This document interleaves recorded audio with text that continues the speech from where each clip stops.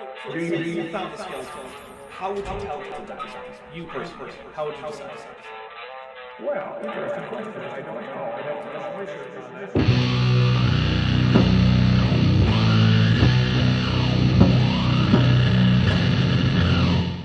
Hey there, YouTube, the Dapper Dinosaur here. We're going to be picking up today with Andrew Snelling, who is about to allegedly make good on giving us sources to show that the so-called assumptions of radiometric dating have been falsified. Obviously, this is going to be devastating evidence, and not just some cautionary papers noting limits of a technique. Oh well, here we go. It's Andy. Daughter atoms are known to have been inherited when rocks form, but even when not detected, it doesn't mean there isn't any contamination. I can show you examples where the geologists thought they had a perfect result, and yet the sample later, they showed that the samples were contaminated. Well, this isn't a source at all, and of course, sometimes bad measurements come in. That happens with every measurement technique. Is the fact that I've measured a piece of wood incorrectly and then had to go get a new one when I cut it too short evidence that tape measures don't work? No, of course not. The fact is that occasionally, with any measurement, sometimes you get a bad result. But the fact that geologists can actually tell this is a good indication that when measurements are scrutinized and there is no contamination, that makes the measurement reliable. And that's the vast majority of measurements, and it's why there are techniques such as isochron dating to help find these problems. And assumption number one, the inheritance is often violated. And so, as Andy has already admitted, scientists can tell, and so while this is a limit to the usefulness of the technique, it is not something that invalidates the technique overall. Just like the fact that sometimes people can't tell if the dress is blue and black or white and gold, doesn't invalidate eyes as useful for gathering information about the real world. Contamination is common, and it's often, that assumption is often violated. So, common and often. Those are fun weasel words right there. Snelling gets to toss that out there, and people think that he must mean like 60% of radiometric dates are tossed due to contamination. Which, even if it's true, doesn't invalidate the other ones. But how often is contamination actually a problem in radiometric dating? Is it 90%, 45%, 20%, 10%, 1%, 0.1%? I don't actually know. Near as I can tell, no one has bothered to do a study about it, which isn't very surprising. How many people do studies on how often a measurement is made in error of any kind? In fact, the only people who seem to indicate that it's common are all the creationists. Pretty much everything real scientists write about it is just how to mitigate or prevent contamination. Several lines of evidence have also demonstrated conclusively that decay rates were grossly accelerated during a recent past catastrophic event. So this is accelerated nuclear decay. It's the idea that in the past, in violation of the laws of physics, the rates of all spontaneous nuclear processes were sped up by some 9 orders of magnitude or something. And all of them by the same factor, all without actually making any previously stable nuclides unstable, meaning it couldn't just be a lowering of the strength of the nuclear forces. Of course, what lines of evidence indicate that this is a real thing that happened?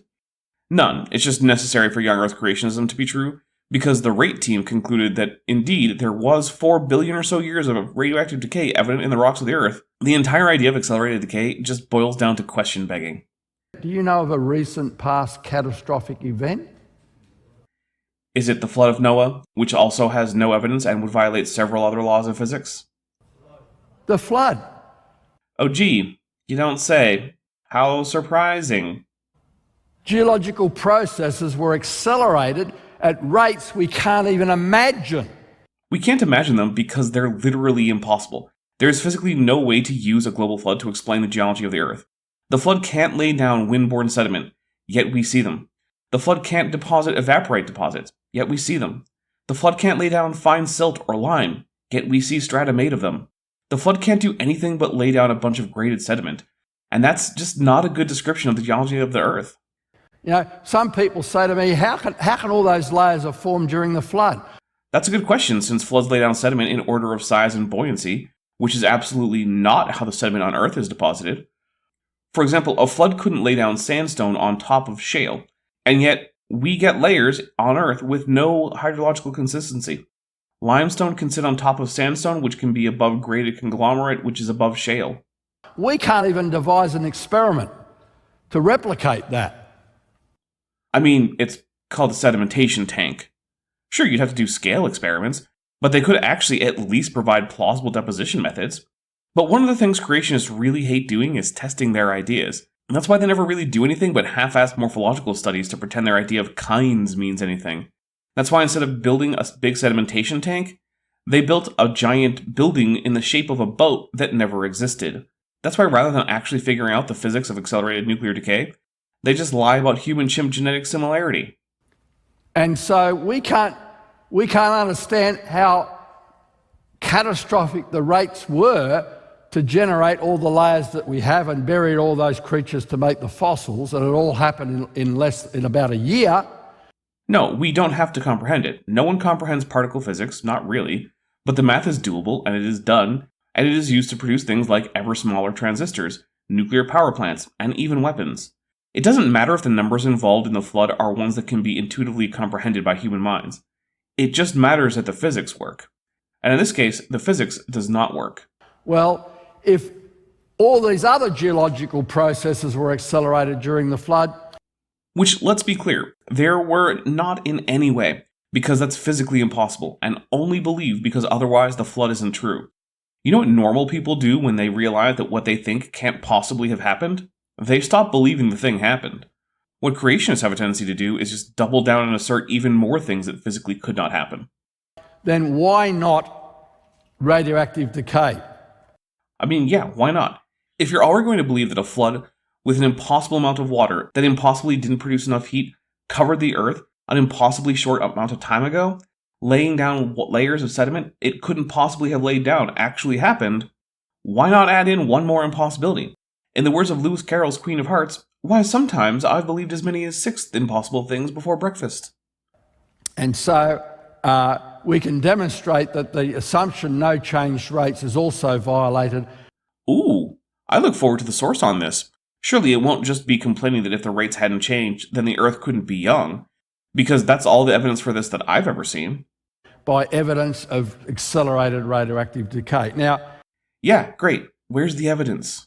Before I give you the examples here, I want you to understand that I'm not questioning the quality of the chemical analyses. I couldn't possibly care less. When we send a rock to a lab, the chemists do a brilliant job in doing their analyses. I can send several pieces, I can break a rock sample up into several pieces, and I can send the several pieces to different laboratories, and I guarantee I'll get the same result. Cool. Let's see the evidence. They spend millions of dollars building these laboratories. Get on with it. Yes, get on with it! Get on with it! And so they do excellent chemical work. But you get a chemical analysis, and that chemical analysis has to be interpreted using those 3 assumptions. Again, it's usually an isotopic mass spectrometry analysis, not just a chemical analysis. That won't help. I went over it in the last video, but in brief, because isotopes of an element are differentiated by neutron numbers, the electron orbital shells of 2 nuclides of the same element will have the same chemical properties, and so chemical tests on their own cannot distinguish between different isotopes. Some other tests can be performed, such as density tests to differentiate regular water from heavy water, in which the hydrogen-1 or protium is replaced with hydrogen-2 or deuterium, but you're going to have trouble just weighing a rock to figure out the isotopic ratios. So it's not the analyses that's disputed, it's the interpretation of the millions of years ages because of these 3 unprovable, repeatedly falsified assumptions. I see Andy is taking a leaf out of the alleged book of Joseph Goebbels. If you tell a lie big enough and keep repeating it, people will eventually come to believe it. Now, I know that there's no actual evidence Goebbels said or wrote that. Still, though, it certainly seems to be Andy's strategy. So, my first example, let's go to Mount St. Helens. Back in I've almost forgotten it was, 1980, it blew its top. And the top part of the mountain was blown off, and a new lava dome formed in the crater. And the geologists watched, and they could see the lava flows building that crater, and they knew the exact day when all these layers were formed. And so it was very easy to go in and get samples there. My colleague Steve Austin. Steve Austin, astronaut, a man barely alive. Gentlemen, we can rebuild him. We have the technology. We have the capability to make the world's first bionic man. Steve Austin will be that man. Went in and got samples, and here we see the 1986 Daysite lava flow. It was about October 1986, in fact. And so he sent that sample to a laboratory for analysis. He didn't tell them where it came from. Which, you're required to normally. And he sent it to them in 1996, so he knew that the rock was only 10 years old because we'd watched it formed. The them, in this case, is Geochron Laboratories, a now-defunct radiometric dating lab in the Commonwealth of Massachusetts. They themselves had a public warning that their potassium-argon machines could not date rock below about 2 million years of age, and that any dates below that value were more or less meaningless. This is because of the machines that they used. As I've already said a few times, radiometric dating uses mass spectrometry. In this technique, a sample is vaporized in a vacuum chamber. After the test is done, the vacuum chamber is evacuated by pumps. But the thing is that no pump can create a perfect vacuum, and the testing machines at the Geochron Laboratories were known to only be able to pump down so much. The problem being that if you're testing very young rocks, then the argon that's still in the test chamber from previous tests that has not been evacuated from the chamber may result in erroneously old ages. Now, in older samples that have larger internal amounts of argon, this is not as much of a problem, since the amount of argon still in the test chamber will be negligible compared to the argon in the sample. This is not the case for very young samples, where the argon in the test chamber may be even more than is in the sample, completely swamping the results. Essentially, below 2 million radiometric years, the machines are just too noisy and will not return meaningful results. Okay, what results did he get? Well, the whole rock sample gave an age of 0.35 million years. So since that's lower than 2 million years, that means that the result is completely meaningless. Something known to Austin at that time, unless of course he's just too stupid to read about the lab he's paying to test his samples. He separated the different minerals, and the different minerals gave different ages as well. In fact, one mineral, pyroxene, gave an age of 2.8 million years. In fact, that is the only test from this that even gave a date that was barely outside the range of meaningless results. What's the problem with this? Well, simply that included in the pyroxene sample were visible crystals that, from just Austin's own paper, seemed to be consistent with what are called xenocrysts. That is, small minerals with high melting temperatures that will often not be melted in a volcano, and which are later incorporated into younger rocks. These minerals are obviously going to be older than the rock in which they're embedded, and they can be billions of years old, although they do not need to be. So what did Austin do to assure the scientific world that the things that sure looked like xenocrysts weren't xenocrysts? He basically said, "Trust me, bro." And here's the thing, when it's your goal to overturn geology, particle physics, relativity, biology, and thermodynamics, "Trust me, bro," doesn't really cut it. Why? I mean, if I were a less charitable dinosaur, I'd say because Steve Austin, like Andrew Snelling, is an intellectually dishonest piece of who wants to drag the scientific progress of the human race back a millennium or so and stifle curiosity about the world with adherence to an obviously incorrect dogma that makes him feel better about his own mortality, even though this particular belief isn't necessary to have that feeling. That's what I would say if I wanted to be mean. Instead, I'll just say that it's because Austin ignored basic procedure and then almost certainly included contaminants, perhaps knowingly, in order to produce an erroneous age for rocks. And again, since I'm being nice, I won't say that he was motivated to do this by wanting to encourage anti-science beliefs and attitudes among his co-religionists by pretending to have debunked one of the most well-known and reliable techniques for dating the age of rocks, which devastates his entire view of the history of the universe by simply existing. Since I'm being nice, I'll just say that he must have done it because he's an immense moron who got his PhD as a result of some oversight of the fact that he seems, since I'm assuming no malicious intent, to have the intellectual capacity of a comatose sea sponge. And yes, I'm aware that sea sponges can't really go into a coma. Well, the answer was already there in the literature. Because you see, what comes out of volcanoes? Gases. Yeah. And argon is in the volcanic gases. Yes, specifically because it tends to come out of magma solutions very rapidly when exposed to lower pressures, because it is a gas and being chemically inert can't really be included within crystal structures, and so primordial argon is mostly absent, which is why potassium argon dating tends to be so reliable. You know, unless you dishonestly present your samples to a lab that you know full well can't actually date them by your own admission, And you also include, probably knowingly, xenocrysts that contain argon as a result of internal decay from when they formed much longer ago. There are also a few more caveats to potassium-argon dating, but we'll get to those later. In fact, most of what comes out of a volcano is steam, water in the form of steam. And when some of that argon was actually trapped in the lava when it cooled and crystallized. That's extraordinarily unlikely, and Austin gave absolutely no evidence for this. It's true that if there were excess argon from argon failing to degas from the lava, that it would result in erroneously high dates, but the results he got were also compatible with there being no excess argon. In fact, the results are compatible with the rocks containing literally no argon at all, except in the xenocrysts, that we have every reason to think were in the pyroxene samples. So argon was inherited by the rock when it formed. It was argon that hadn't formed from radioactive decay of potassium in situ within the rock. If only that were a conclusion that could actually be drawn from Austin's, work. I'm sorry, I'm trying to find a polite way to say almost certainly intentional scam study. It's a very hard thing to come up with a good euphemism for. And so that's why I've got the conclusion here. It was inherited excess argon. And we know that from the literature.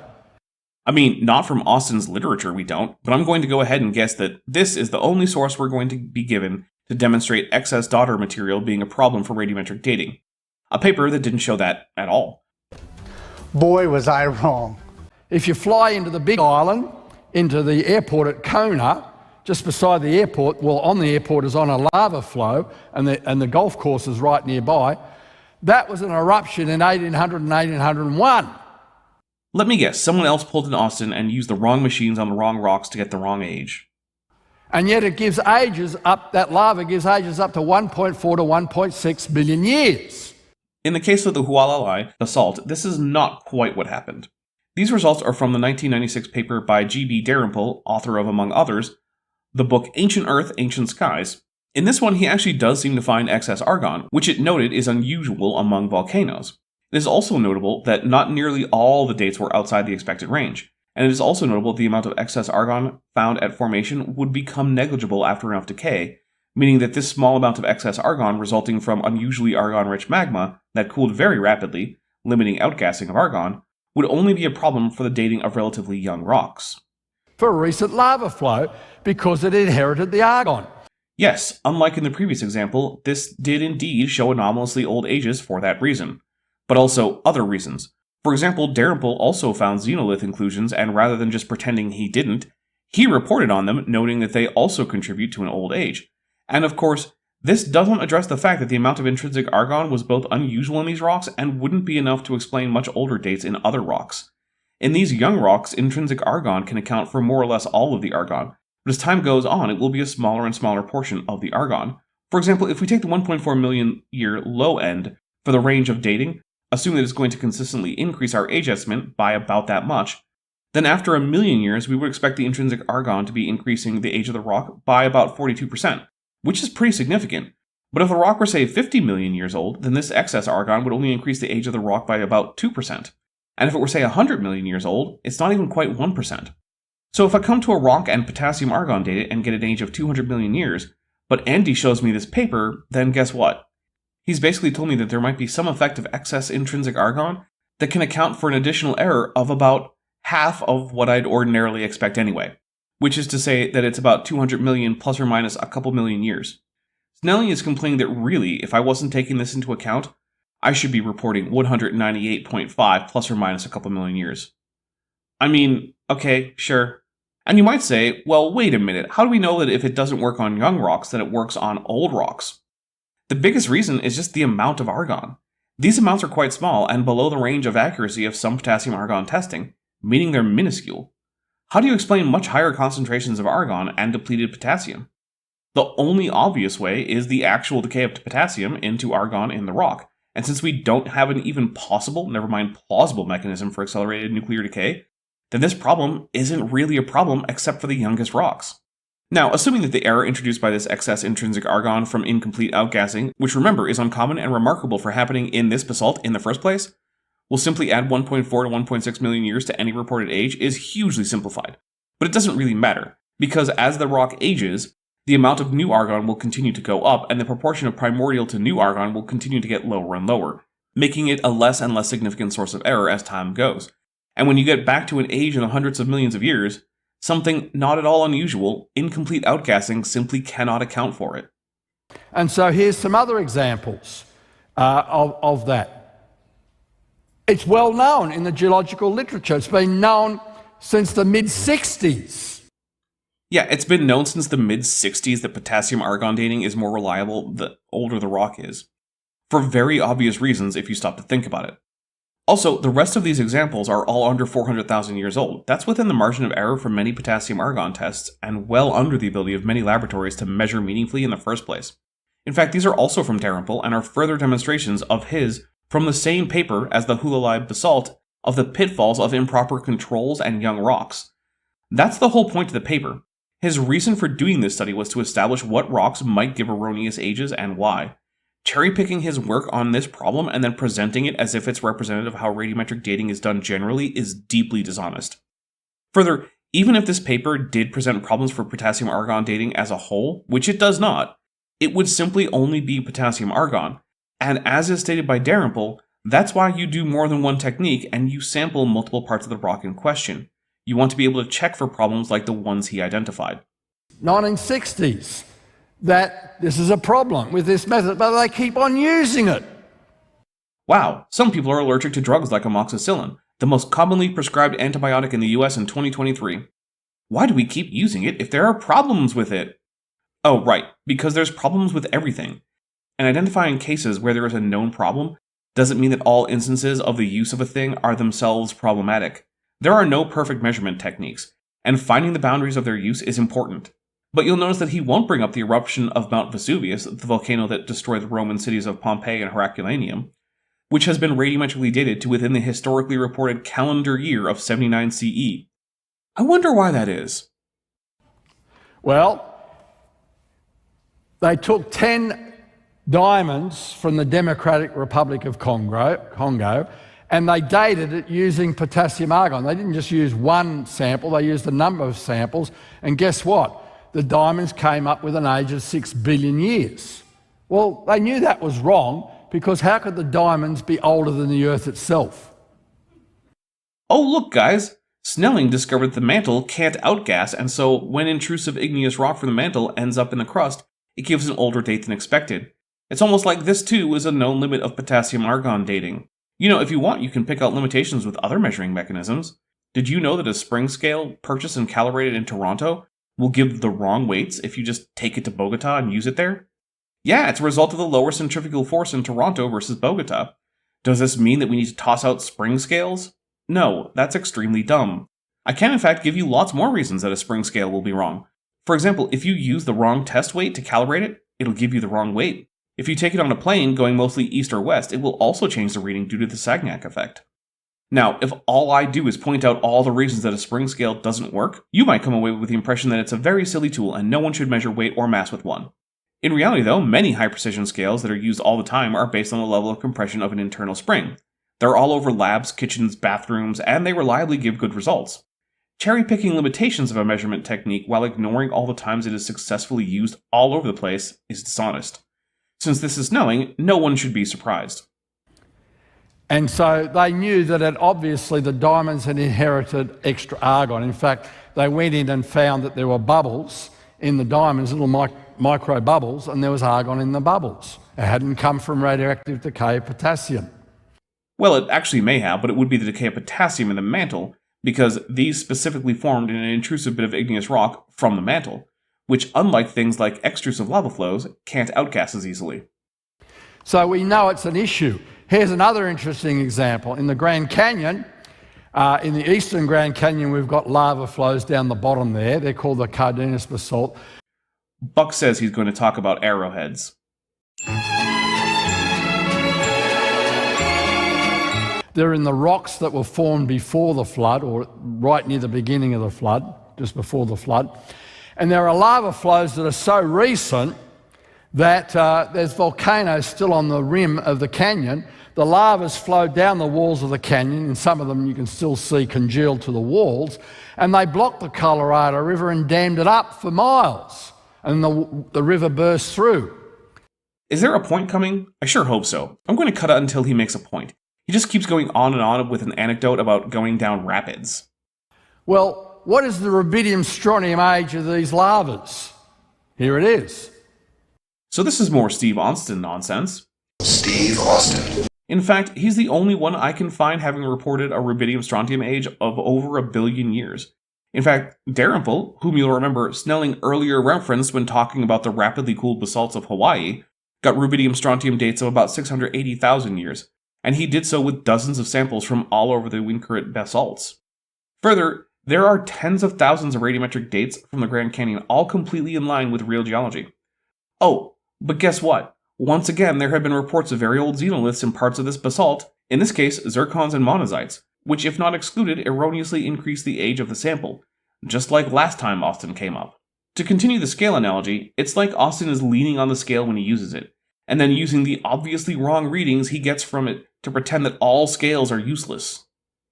They've got the same rubidium strontium age within the experimental error margin.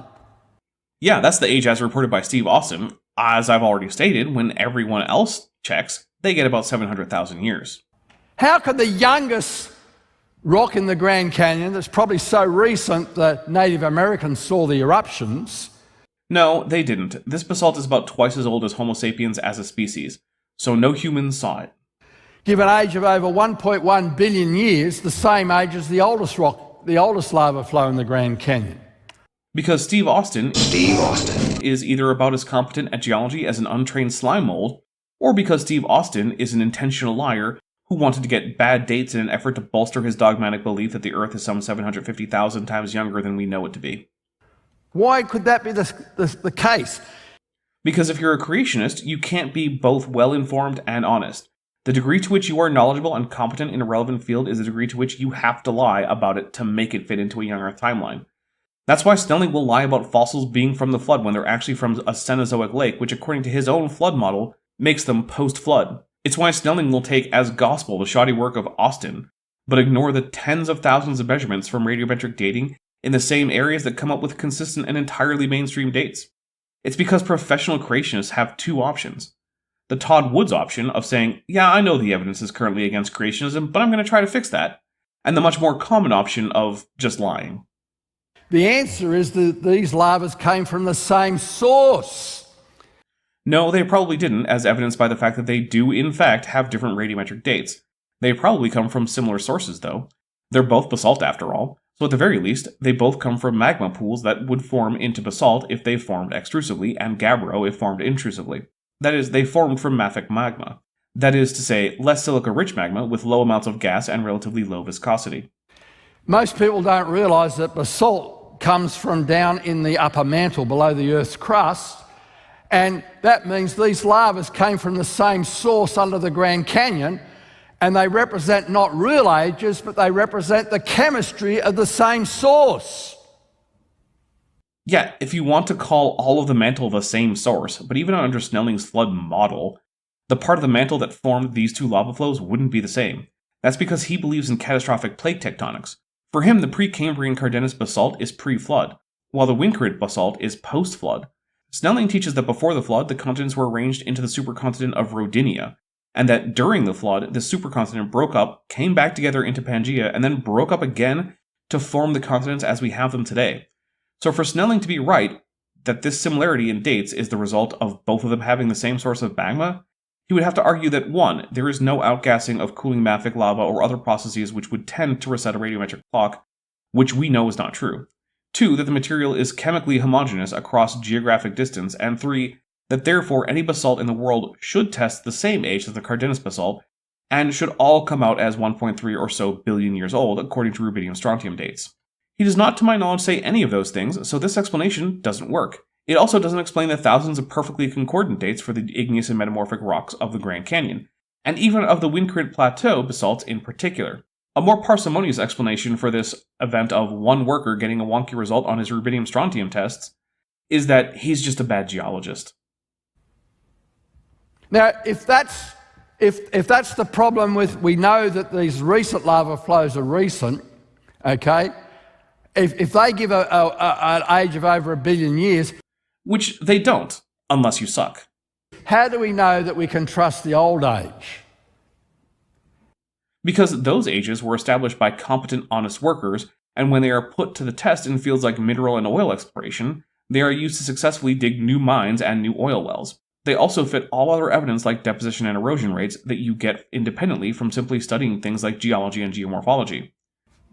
You can go to different ocean islands around the world, Hawaii, Canary Islands, the Azores, Midway, American Samoa, Guam, Tuvalu, the Marshall Islands, Tristan da Cunha. What? Some of the other islands, the Ascension Islands, Easter Island, Reunion Island, etc. I'm actually surprised and impressed that despite the fact that between us, Andy and I named a lot of islands, we didn't really have any overlap. And you can take recent lava flows and you can test them for uranium lead, and you'll discover that they all give ages of between 1 and 2 billion years for recent lava flows. Sure, it would be nice to get a citation for that, because I don't trust Snelling to tell the truth. So until he provides some reason to think he's right, I'm just going to conclude that he's probably lying, since he's a demonstrable liar who lies.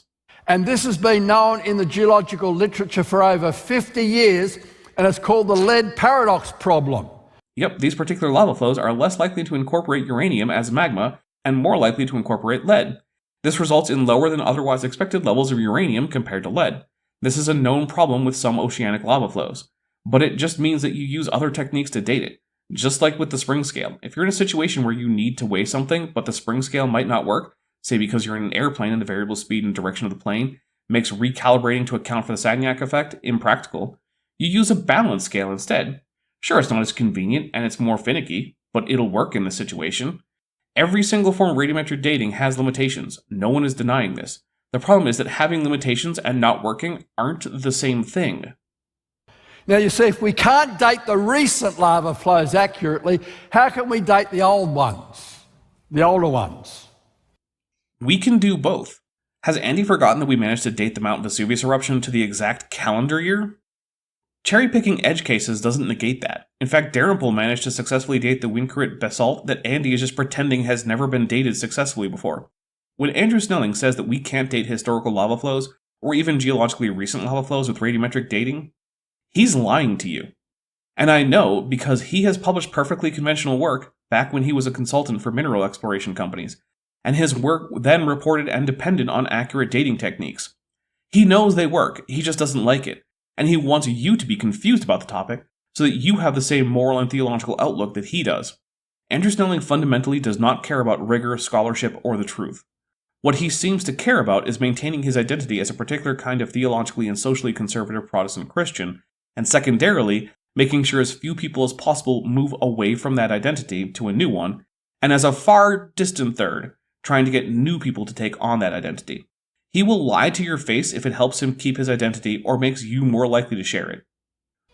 Could they not also have had contamination and inheritance of these isotopes back from the beginning? Yes, but that's why you check to make sure there is no contamination, by running multiple techniques. I am programmed in multiple techniques. You check to see if the rock might be one of those ones where it's known that some dating techniques are unreliable. You check for xenolith inclusions that might be throwing off your dates.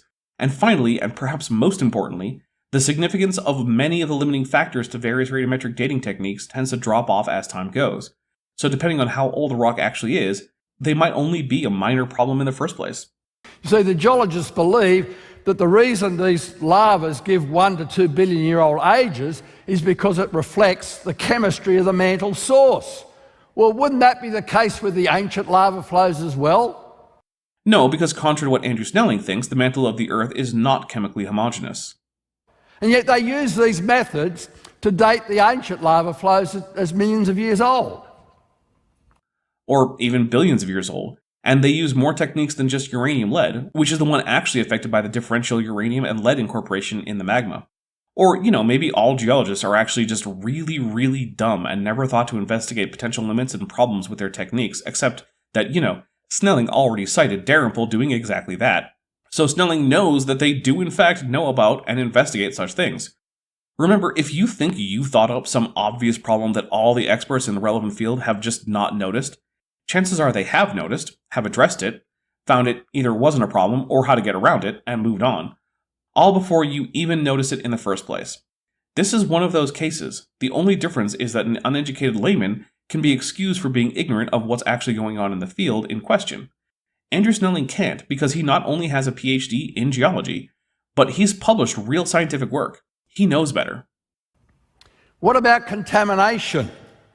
A rock that has had contamination will not tend to be contaminated in such a way that it affects multiple decay products and parent isotope ratios in a consistent way, such that all dating techniques will converge on a single but erroneous age. So if you suspect contamination, test the rock with as many techniques as possible. The weird outlier is probably contamination. If they're all discordant, then you probably have lots of contamination, and you should probably try a rock from a different part of the formation you're testing. Here's an example from Colorado. Okay, and I've tried to make this simple. On the left, you can see that there's a granite. Is this a real example? Because Colorado is a big place, and I'd love to know if this is based on real rocks that I could investigate, or if it's just Snelling's little thought experiment.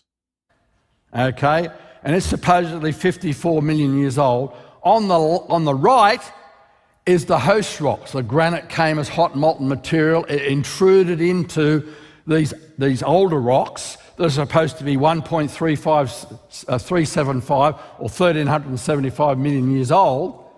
Well, you know what? They found when they dated those host rocks. Who found? What rocks? Just cite the source, man. That they became younger as you went towards the granite. Why? Because the heat and the water that came out of the granite contaminated the host rocks. Which is why getting samples from the middle of a formation is better than not. But also, I still have no idea what rocks he's talking about, so I can't even really say if this has actually happened. Given Snelling's track record, I'm skeptical, although nothing about this seems so implausible that the only explanation is that he made it up. You know who would definitely not get samples only from the surface of a rock and then only have them dated with a single dating technique? My subscribers. So why not like this video and subscribe to the channel so you don't become an idiot like Steve Austin, but also so you can keep up with all the content on the channel. Additionally, hit the bell icon and turn on all notifications so that YouTube can send you some of the notifications when I have new content, because we all know they'll never send you all the notifications. And so, we're not talking about small scale, we're talking thousands of feet of contamination from that granite. Interesting if true, but how many techniques were used? Did they all give consistent ages?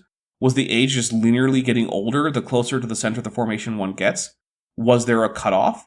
Were there noticeable chemical differences between the peripheral and the core of the intrusive younger granite? I don't know, because I don't know what rocks or study he's talking about. So we know that water, hot water and heat can contaminate these rocks. This is neither news nor an insurmountable problem. Well, here's another interesting example. You know, the geology, and this is at the micro scale. We've got two grains of a mineral called biotite that are side by side, okay? And each of those stars represent an analysis that was done with a tiny little probe. Again, what kind of analysis? Done by whom? On what rock? From where? When? This cartoon-looking visual probably wasn't from the original study. Where are the actual figures from the paper?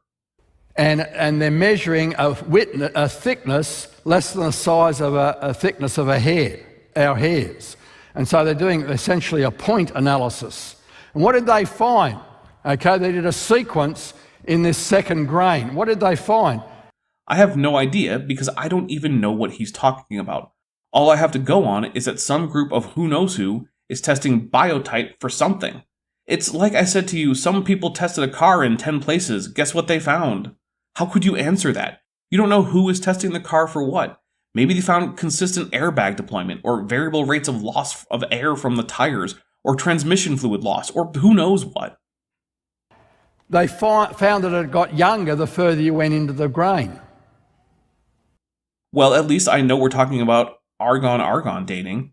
Did that happen with the other dating techniques? That's the kind of thing we'd need to know if this is going to be a problem for radiometric dating overall. Instead, all we have is the word of a known liar that this is a thing that really happened, and he's not even telling us all we need to know to assess the overall claim.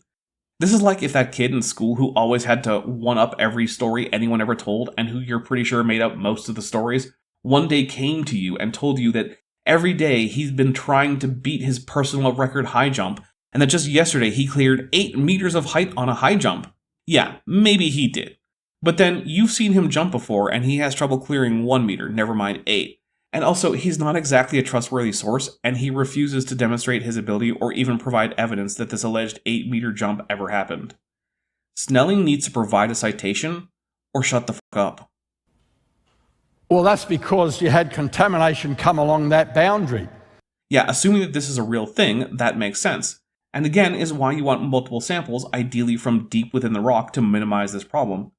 And also why you want to use Multiple techniques. These grains have got a sheet structure, and therefore there was contamination coming in there. So, even on the micro scale, we can see the effects of contamination. I mean, if you can see it at the macro scale, then it should be pretty obvious that you can also see it at smaller and smaller scales.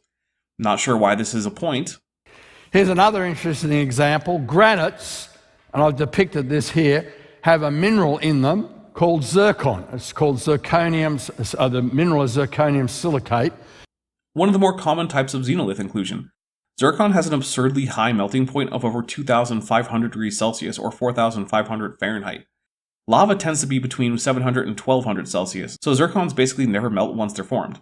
As a result, they end up in much younger rocks as older inclusions. If they are included in a test sample, they will skew the age of the sample much older than otherwise would be expected. The kind of thing we've seen in Steve Austin's work more than once so far. It has uranium in it. That's true. And it's radioactive. That's true. Zirconium is a very important metal. I mean, I guess it has some important applications in aerospace technology and high temperature industry, but it's not exactly as important as iron or copper. And it's mined using zircon. No, it's mostly mined as zircon, not using zircon. But these grains form when the granite cools. Nope, that's a lie. They were already there because granitic magma is generally not close to hot enough to melt zircons. They're simply carried into place with the magma as solid crystals. There's no way a PhD geologist doesn't know this. In fact, the temperature of rhyolitic magma, the kind that makes granite, tends to vary from about 750 to 850 degrees Celsius, or 1400 to 1560 Fahrenheit. Not even close to the 2500 degrees Celsius needed to melt zircon. They form when the granite, so that you would think that the minerals in the rock would give you the same age as the rock as a total. If you took a sample of the rock and crushed it up. No, I would absolutely not think that if you're including zircons, because they absolutely do not tend to melt and then recrystallize in granite, because granitic magma simply isn't hot enough to do that. So I would expect that if you included zircons in your sample, you would get older ages than expected. You know, the exact kind of thing that already happened repeatedly to Steve Austin. In fact, when Austin was making his blunders, he was working with basalt, which comes from magma significantly hotter than the magma that makes granite. So if anything, granite is even more likely to have the problem of old xenoliths a researcher must be careful to exclude from the samples to be dated. You get the same result if you took one of the minerals and dated it. Well, here's what they get. Zircon grains in a Himalayan granite, supposedly 21 million years old, the zircon grains in it gave an age, uranium-lead age of 1753 million years. Yup, if anything, that's younger than I'd have expected. Zircons can survive for billions of years and be incorporated into brand new rock being laid down this minute. How could those grains be so old? Andy knows exactly why. Now so do you, because I already explained it. He's just a liar. Of course, they then say, oh, well, the zircon must have contaminated the granite. But wait a minute. We know that the zircon forms when the granite cools. No, we know the opposite of that. Zircons are generally already there and are not formed in granite de novo. It didn't get inherited from somewhere else, an older rock. Yes, it did. We see the same thing in Australia. You're going to see the same thing all over the world because zircons are all over the world. And almost no magma is ever hot enough to melt them, so once they form, they just kind of stick around. A granite that was dated at 426 million years by rubidium strontium had zircon ages up to 3,500 million years. That's a weird way to say 1.35 billion. I guess since creationists are generally bad at math and specifically orders of magnitude, it shouldn't surprise me that they talk about numbers in weird ways. That just doesn't make sense. It makes lots of sense if you know the physical properties of things like granitic magma and zircon. Honestly, I didn't expect even Snelling to just pretend that there's no such thing as xenoliths. Perhaps I should have, but for some reason this feels like an unprecedented level of dishonesty. Then again, his target audience probably thinks that Xenolith is the name of a warrior princess who hung out with Hercules sometimes, so I guess he can get away with it. These minerals were contaminated, and they've contaminated the granite. No, they were not contaminated, although I suppose you could call them contaminants in the surrounding granite, but it's something that's routinely recovered from samples to be tested, as I've pointed out, before even knowing that he was just going to lie about zircons. Also, some fun stuff about zircons. First, they are quite good at picking up uranium, but lead is largely excluded during their formation, although not perfectly so, meaning that they are good candidates for uranium-lead dating on their own if you want to know how old the zircon is, rather than the surrounding rock. And further, while it's possible for the decay product lead to leach out, this only occurs under the most extreme conditions that a lab can produce, far more extreme than what's likely to occur in any geological context, and even then the loss is extremely minuscule, meaning that again, uranium-lead dating of zircons tends to be highly accurate because we can confirm both that there was essentially no daughter nuclides in the initial crystal, and that essentially none of the daughter nuclides have left the crystal since it formed. So the fact that we can find billions of years old zircons is something of a problem for the young Earth. Here's an interesting example, by the way, another one. A Himalayan granite, supposedly 20 million years old, contained zircon grains, one mineral, that gave uranium-lead ages up to 1,483 million years. But they also had another mineral in it called monazite that's radioactive, and it gave uranium-lead ages of minus 97 million years. You'll be interested to know, I'm sure, that this claim is in fact taken from a 1990 paper by Randall R. Parrish called Uranium-Lead Dating of Monazite and its Applications to Geological Problems. It is in fact an overview of both the uses and limitations of uranium-lead dating with monazite. One of the things it notes right in the abstract and expands on in the body of the paper is that monazite easily incorporates thorium-230, which decays to lead-206 and does so faster than uranium-238, which can give it erroneously young and even negative ages. It also loses lead more easily than zircon, and so taken together, while it can be useful for testing, Parrish is specifically noting corrections and limitations with using it to date rock. This isn't something that geologists are either hiding or unaware of. In other words, minus 97 years old means that the rock hadn't formed yet. No, it means that monazite incorporated thorium-230 in relative abundance, something it's well known to do. Which is the correct age of the rock? It's 20 million years, because you pretty much never use zircons to date granite because they are xenoliths and they are going to be much older than any granite they're likely to be found in, and the monazite is known to have this problem. And so unless you can correct for the excess thorium-230, which is possible in some cases but not all, you're going to stick with the granite age from the other minerals that both formed in the granite, unlike zircons, and also didn't incorporate excess of nuclides that also decay into lead-206, besides uranium. Which fortunately is the case, since most other nuclides that do that, such as thorium-230, are not often incorporated into those minerals. See, it's not just whatever the scientists want it to be. There are good reasons to exclude the dates from certain inclusions in a rock, and these can be corrected for and accurate ages obtained. Snelling isn't revealing something that actual geologists haven't noticed before. Minus 97 million years? Obviously not. 20 million years? Yes. Or 1,483 million years? No, that's the age of the zircons, which while probably correct, is different than the age of the much younger granite. Well, you pick the one that suits you what you want, don't you? No, this has nothing to do with suiting. You don't pick the negative age, first of all, because that's impossible. This probably isn't time travel rock after all. You don't pick the zircon because those are known to be older than virtually any rock they're found in. You date the part of the rock that doesn't have known problems, and you do it with numerous techniques from different parts, and then 9,999 times out of 10,000 you get a concordant date with a reasonable margin of error across numerous techniques, and that's the date you go with. And when it's important that you get it right for mineral exploration or oil exploration, it turns out those dates can actually be used on the ground to predict where to dig successfully. Science is all about using present measurements and theory to predict future data, and where to discover valuable minerals and oil is an important prediction, one that's done successfully with the help of radiometric dating. There's a reason no big oil companies are paying people with dowsing rods to look for oil. It doesn't work. If radiometric dating didn't work to find oil, they wouldn't pay to have it done. Here's another interesting example. Again, with a microbeam, a focused microbeam, so as the thickness of a human hair, they're actually dating a spot on this crystal, and when they rotated the crystal to date it on different faces, they got different ages. Here they are. The ages varied by 500 million years. Depending on the age of the rock and the technique used, that might be an acceptable margin of error, especially if it's a very small sample, which will have a larger amount of uncertainty, simply because it's less likely to be a representative sample. Also, I would love to be able to look this one up, even if I have to search for keywords like I did with the Parrish paper, because God forbid Andy actually cite things like a scientist would. On different faces of the same crystals, and they repeated it with multiple crystals.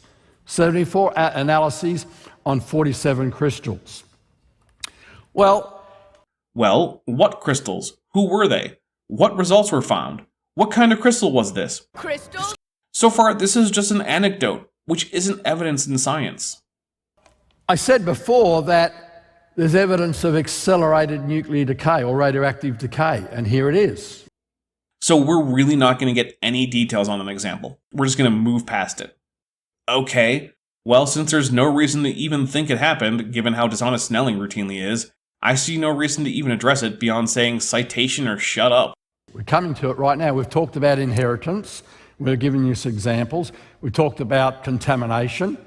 But here's the 4 major methods that are used to date rocks. And geologists usually only use one of those methods on a rock. They choose the one that's the most convenient. I will contest this usually thing. It is true that often in an effort to keep costs down, only the most relevant method is used. But if there is any question about the validity of that method, it is fairly normal to use other methods. That's why isochron dating is even a thing. It involves multiple tests. What is the ratio of a single dating technique versus multiple? I haven't a clue, and I don't know that Andy has bothered to check either. That being said, if creationists want to say that rocks routinely vary in age based on which method is used, then they'll have to explain the fact that it actually usually isn't that way, and that isochrons routinely yield consistent ages. Rarely do they submit all samples, their samples for all 4 methods. Rarely is a weasel word. How rarely? How often should they do it? What problem is there with how frequently they do it now? And the reason they don't do that is because they assume that no matter what method they use, they get the same age for the rock. I mean, that's why they don't feel bad about doing it some of the time. But the reason they don't do it all the time isn't an assumption of accuracy. It's that grant money isn't infinite. No scientist gets to do all the testing he or she wants to do. They have to prioritize. And if there is no great mystery about the age of the rock, and the initial testing comes back with an age well within what might be expected based on things like stratigraphy and other dating of rocks nearby, etc., then why bother? But that doesn't mean that no one ever bothers. In fact, Snelling has, well, not cited, but alluded to papers in which scientists did just that to uncover the limitations of various dating techniques. Further, just because one worker dates a rock with one technique, that doesn't prevent other workers from dating the same rock with another technique. That's also something that happens. And yes, every once in a great while there's a discrepancy. And then a resolution has to be found. And in theory and practice, they should. And in theory and practice, all my viewers should go to my Patreon and pledge $1,000 a month so I can turn this channel into an actual production studio making on-location documentaries with famous scientists, voice actors, and artists. Turns out my viewers, quite rightly, aren't going to do that, because their resources are not infinite. And while I greatly appreciate them, I don't think they're all trillionaires who can drop that kind of money on some YouTube channel. Similarly, much as I might like to live in a world where every measurement everyone wants to make is free and doesn't cost anyone precious resources, we don't live in that world. I would love to reverse Thanos snap 1 billion testing machines for radiometric dating into existence, make electricity free and clean, and put 800 more James Webb Space Telescopes into orbit. If Snelling wants to spend his time running a bunch of what he thinks of as under-tested rocks through every imaginable radiometric dating technique, he's welcome to. Heck, he's even welcome to publish his results. You know why he doesn't? Because he's already done radiometric dating professionally, he knows it works. And he knows that its limitations are already well established, and that if he did this, he'd uncover nothing that would in any way shake the overall confidence geologists have in the techniques. Remember, Andrew Snelling is a liar. because it's like having 4 hourglass clocks stacked on the stage here, on the platform. Each of them have got different size sand grains, but remember, we started with all the clocks having the sand grains at the top. At least right when you flip them, sure. I'm not sure Andy understands how hourglasses work. And in real time, the sand grains fall to the bottom, and so they should give you the same age, even though they've got different sized sand grains or different sized atoms. So far, so good. Not sure why we need to go back over this weird analogy. And so that's why they only use one or two methods. Well, we'd expect, what would we expect if we use all four methods? And so we did some experiments by collecting samples in the Grand Canyon, and we didn't just use one sample, we used multiple samples in a method called the isochron method because it gives you better statistics in your calculation. A technique frequently used by geologists. Andy didn't come up with this. This isn't some new creationist thing. And so what would happen if you used all four methods on the same rocks? Well, if I did, I have no idea. I'm not trained as a geologist to know how to properly take or prepare samples for isochron dating, so I'd probably screw it up and get the wrong result. If creationists did it, well, we've already seen them on multiple occasions lie about the rocks and knowingly use the wrong tests on them and misrepresent sources, so I'd go out on a limb and say that rather than unintentionally screwing up, I'd expect them to intentionally screw up in a misguided attempt to discredit science. If a geologist did it, well, I'd expect most of the time that they'd get concordant dates, which they do, and that occasionally they'd get discordant dates, which they'd then investigate. I wonder what Andy thinks will happen. The Cardenas basalt, we met that before. Here it is, the lava flows. You can see that's the view from the Desert View Tower, which is the easternmost overlook point in the Grand Canyon. There are those lava flows, and there they are up close and personal, and we collected them. I wonder if that was before or after he was denied access to the canyon and then sued for religious discrimination with no actual evidence of such. Something like 6 different lava flows. What results did we get? Potassium argon, 516 million years. Rubidium strontium, 1,111 million years. Samarium neodymium, 1,588 million years. Which one is correct? Well, first, rubidium strontium and samarium neodymium are correct, because they're both pretty close, and this test had fairly significant margins of error. The age is probably about 1.3 billion years, give or take a couple hundred million. Second, remember when I said that creationists would probably intentionally screw this up? Yeah, turns out that very much looks like what happened. You see, one of the requirements of potassium-argon dating is that the rock in question not have been heated above the temperature at which argon can escape from the rock matrix. Guess what? In Austin and Snelling's own 1998 blog, yes, I'm referring to the Proceedings of the International Conference on Creation, a blog, because that's what it is, it's not a journal, post, reporting on this, they themselves say that some of their samples had evidence of alteration from heat, which means that they know very well that those samples can't be used for potassium-argon dating. And when you remove them from their data, all of a sudden, their isochron is concordant with not only their other tests, but with the actual dates reported by real geologists. What about none of the above? How will we know without an observer? Notice that the potassium-argon age is the youngest. Yeah, because he specifically chose samples that he knew would skew the results young, because they violated the necessary conditions for potassium-argon dating. I mean, what's the other option? He himself reported on the alteration of the samples. This was a knowingly deceptive attempt at a pretend paper published on a blog that lets pseudoscientists LARP as real scientists. And the rubidium is young as the next youngest, and the rubidium is younger than the samarium neodymium. Well, let's look at another example. Okay, we're not going to actually discuss that. I gave more details about this so-called study than he did, and he's the one who did it in the first place. This is where the molten rock, instead of being erupted from a volcano, got squeezed like molten toothpaste between the layers under the ground and cooled under the ground. Okay, so this is intrusive igneous rock. What are we talking here? Granite? Gabbro? Where is it? The geologists call that a sill. And if you're ever driving in New York City and you drive on the Palisades Freeway, you'll pass one of these sills. It's called the Palisades Sill, there by the Hudson River. Is that the one we're talking about, or is he just naming a random sill? And this is actually 300 feet thick. Yes, we climbed to the top. Well, I climbed to the top. I guess so. Way to climb, Andy. And we collected samples all the way down. And what results did we get? Potassium argon, 841.5 million years. Rubidium strontium, 1,060 million years. Lead, 1,250. Samarium, neodymium, 1,379 million years. Which is the correct age? I can't even seem to find the blog post he was referencing here, so I don't know what to say about the dates. But I can say that given the history he and Austin have of just lying in their blog posts that they pretend are papers, and since there's no reference here for me to check on, and since this whole thing is giving me a headache, I'm just going to say data or shut up, Andy, and move on. How would you know without an observer? The same way we know what the correct age is with the Cardenas basalt. We test it, and despite the fact that some lying liar who lies comes along and lies about it, that remains true. By the way, notice the potassium was the youngest, rubidium the next youngest. What I didn't tell you before is that the lead and the uranium and the samarium decay by alpha decay, whereas potassium and rubidium decay by beta decay. They're different types of decay within the nucleus of the atoms. So in other words, the beta decays will give you younger ages than the alpha decays. That's interesting. There's a systematic pattern here. Well, there might be, but we've only had 2 examples so far, and they were both from a source whose trustworthiness is somewhere between that of Kent Hovind and the disgraced 4 times indicted and hopefully by the time this video goes up, bankrupt 45th President of the United States. Even if I could trust Andy's numbers, 2 data points aren't enough to establish a trend.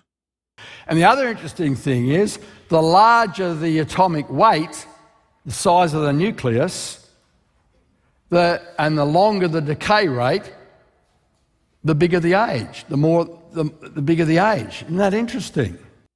It would be interesting if that were actually established by quality data that had been cited.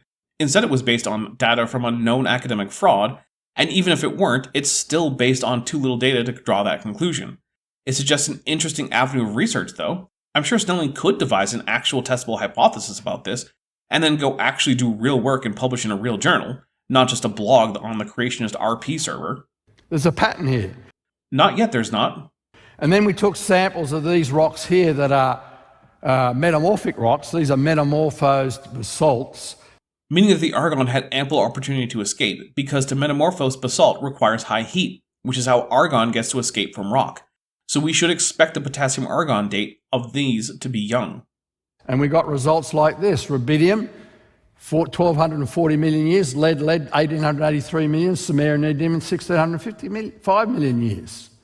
Well, at least he apparently didn't use potassium argon, so way to go on that. But, what are the margins of error on this? I don't know, but those are all very similar ages, and my guess is that they would probably have some overlap in their margins of error that contains a true value.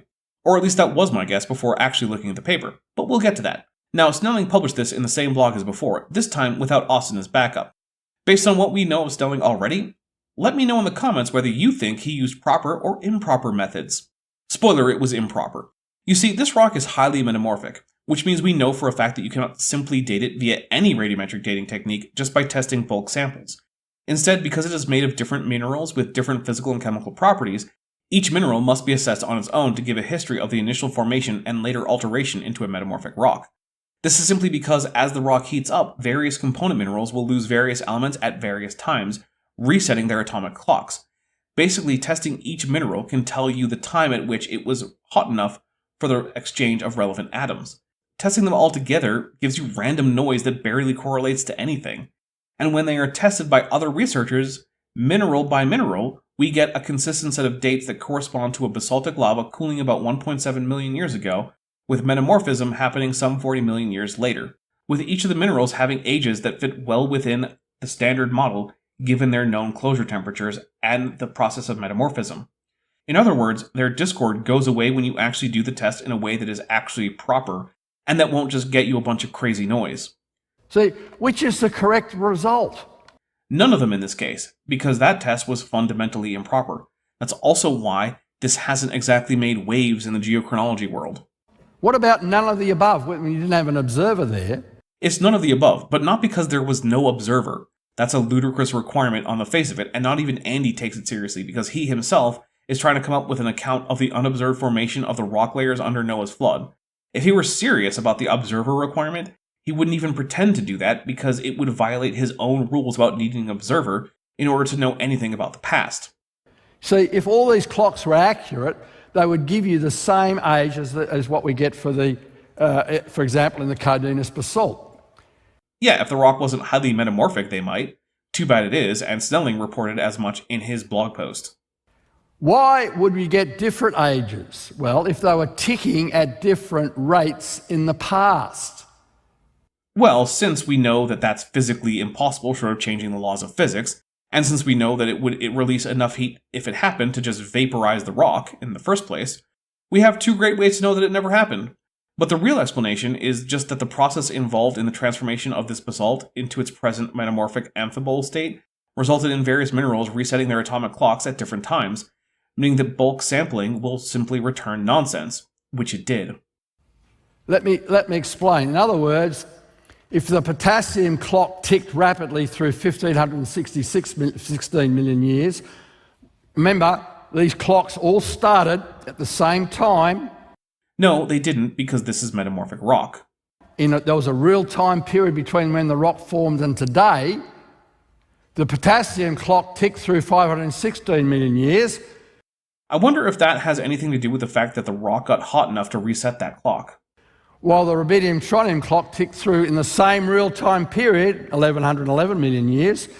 Except it didn't, though, because each mineral started over during the metamorphosis at different times. And the samaridium clock in the same real-time period clicked through 1588 million years. Except it didn't, though, because each mineral started over during the metamorphosis at different times. So in other words, the decay rates were faster in the past. No, in other words, Snelling is lying about how to do radiometric dating, what it means in metamorphic rocks, and also is using data that, on their own, show that there was no accelerated nuclear decay, because if there had been, it would have released so much heat that it would be obvious that the rock had been completely remelted. Which didn't happen. So just based on his own work, we have more than enough information to conclude that accelerated nuclear decay just never happened. But okay, this is turning me into a crazy person. I'm going to leave it here for now. That's all for this episode. Please hit like if you enjoyed this video, and if you didn't, then feel free to hit dislike. Either way, let me know what you thought in the comments, and subscribe to the channel if you haven't. If you subscribe now or are already subscribed, check to make sure you have notifications turned on so you're always notified when I have new content. I'm the Dapper Dinosaur. Hey, before you leave, I just want to take a second to thank my patrons and channel members, especially those pledging $20 or above. Ben Tovend, Felgevara, Tapioca Weasel, Whispers, E2V, Strawberry Vein, Denny5252, Aileron Teller, Horseflesh, Ian Chen, Kelvin Brostick Van Manen, Landon Knoll, Mabbity Babbity, Monkey They Them, Sphincter of Doom, and Volus. It's because of my channel members and patrons whom you're seeing on screen that this channel can stay afloat. Without you, it would all shut down. If you want to join the team, there's a link to join the channel below this video, and there's a link to join the Patreon in the description. On the Patreon, you can get a 10% discount for pledging annually, and either way, you get early access to virtually all of my scripted videos, often 3 to 5 months before they come out for the general public. Thanks for watching.